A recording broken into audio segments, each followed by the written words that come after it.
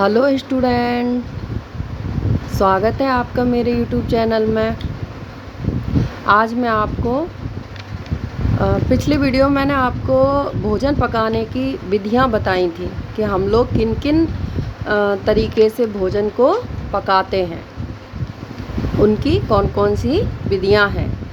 आज मैं आपको हृदय के बारे में बताऊंगी। हृदय जो हमारे जिसे इंग्लिश में हार्ट बोलते हैं, जो हमारे सीने में धड़कता है। तो आज मैं आपको हार्ट के बारे में बताऊंगी। तो देखिए, हृदय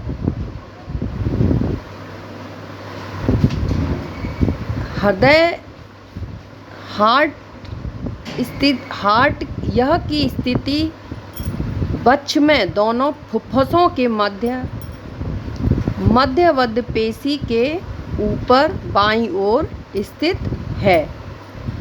यदि स्तन के नीचे उंगलियों को रखकर अनुभव करें तो वहां हृदय के शिखर भाग का आभास कर सकते हैं।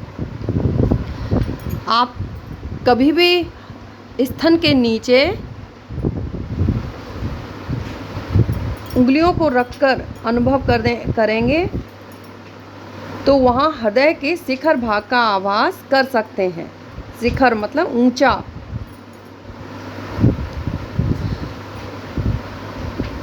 हृदय का ऊपरी भाग थोड़ा दाहिनी ओर को झुका रहता है, जबकि हृदय का निचला नुकीला भाग पांचवी छठी बाईं पसलियों के मध्य भाग की ओर रहता है। हृदय के सामने की ओर उपरोस्ती है और पीछे की ओर वक्ष प्रांत की पांचवी छठी सातवीं और आठवीं कशेरुका मात्र है। कशेरुका हृदय के मध्य बृहद धमनी और अन्य प्रणाली स्थित है। अब देखिए आप हृदय की संरचना। हृदय एक खोखला मांसपेशियों से बना अंग है। यह झिल्ली का एक थैला है जो बंद मुट्ठी के बराबर है। हृदय के चारों ओर एक मोटी तांतव ऊतक से बनी परत रहती है जो 3 परतों से बनी है। यह परतें निम्नलिखित हैं। पहली है आपकी परिहृदय स्तर।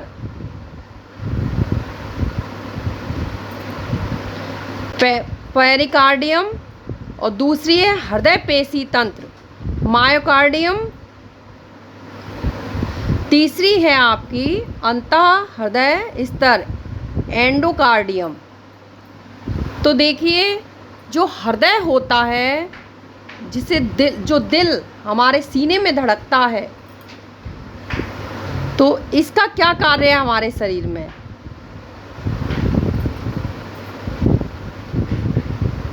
हृदय चारों ओर एक मोटी तांतव ऊतक से बनी परत रहती है। ऊतक जो कि प्रोटीन से बना होता है।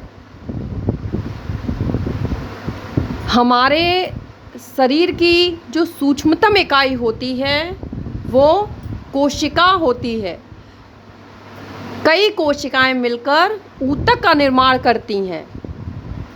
कई ऊतक मिलकर अंग का निर्माण करते हैं। कई अंग मिलकर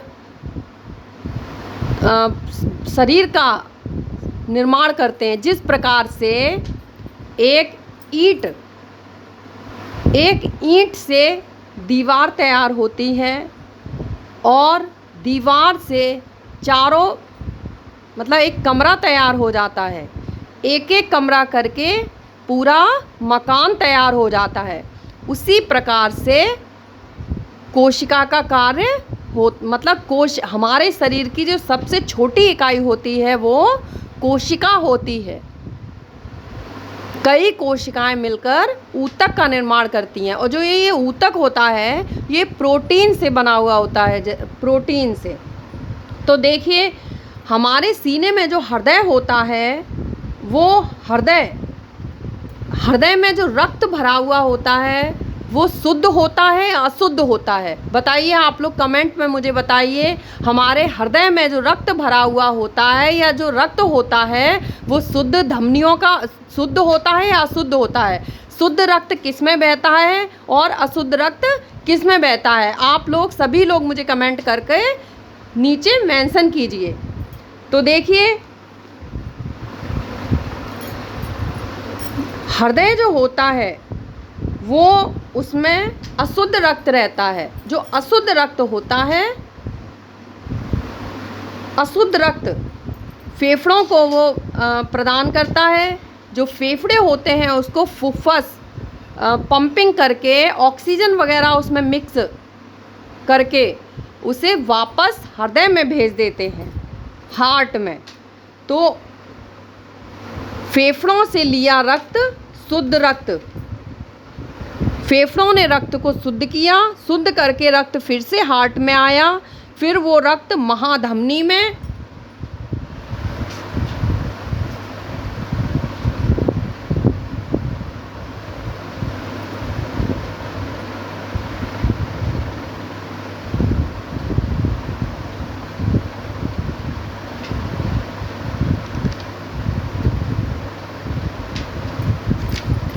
फिर वो रक्त महाधमनी में,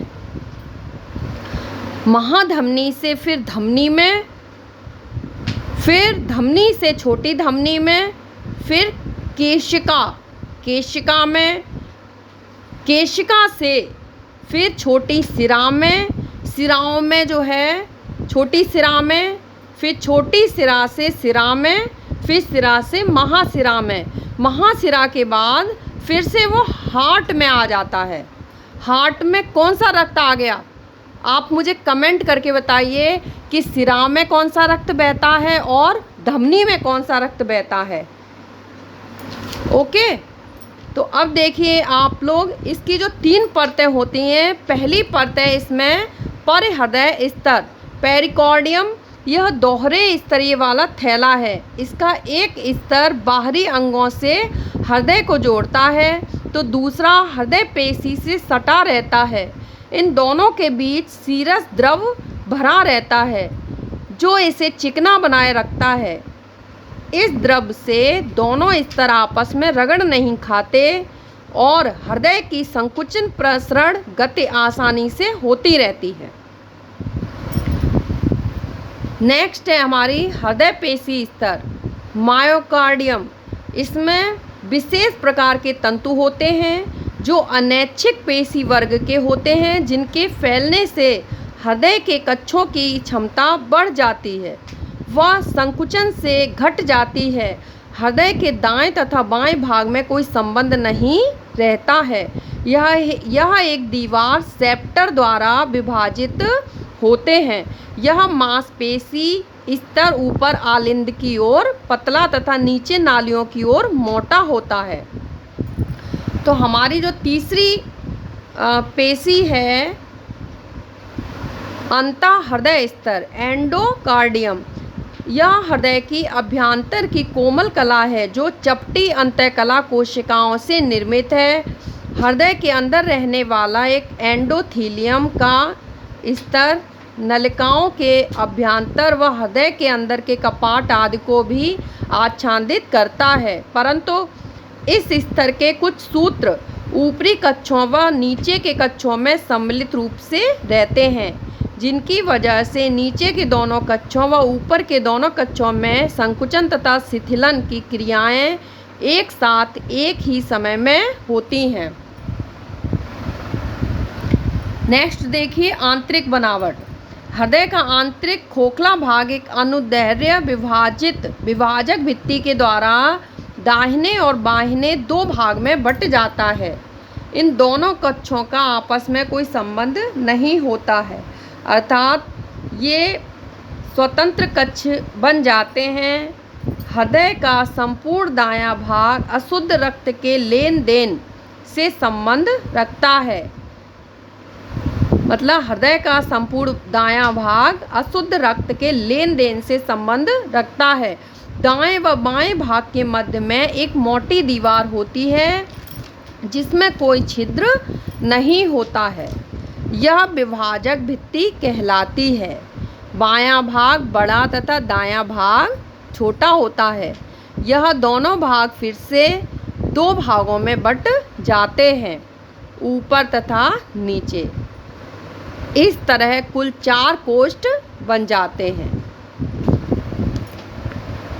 दाईं ओर का ऊपर वाला कक्ष दायां आलिंद तथा निचला कक्ष दायां निलय कहलाता है।